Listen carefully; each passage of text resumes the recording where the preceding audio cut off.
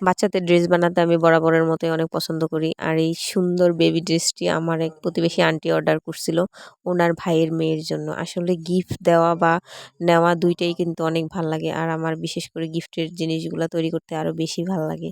Aunty বলছিল যে সিম্পলের ভিতরে আমার নিজের মতো করে আমি নিজে কাস্টমাইজ করে যাতে সুন্দর করে বানিয়ে দিই।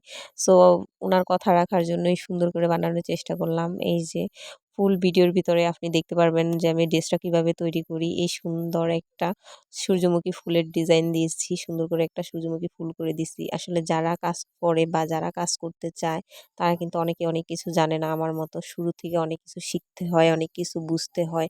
তারপরেই কিন্তু একটা কাজ শুরু করা যায়। হুট করেই কোনো কিছু পারা যায় না। দেখতে হয়, বুঝতে হয়, শিখতে হয়, তারপরে কাজ করতে হয়। এই যে ফুলের কড়িগুলো আগে কাপড়টাকে ৪ ভাঁজে কাইটা তারপরে সুন্দর করে এগুলা কলি, কলি করে তারপরে একটা কাপড়ে সুন্দর করে অ্যাটাচ করে একটা ফুল বানাইছি। বানাইয়া তারপরে ড্রেসের ভিতরে সুন্দর করে অ্যাটাচ করে দিছি। আসলে কাজ করতে যতটা বেশি ভালো না লাগে তার চেয়ে বেশি সুন্দর লাগে যখন একটা ড্রেসের ফাইনাল লুক দেখি। মাশাআল্লাহ কত সুন্দর হইছে ড্রেসটি মাশাআল্লাহ।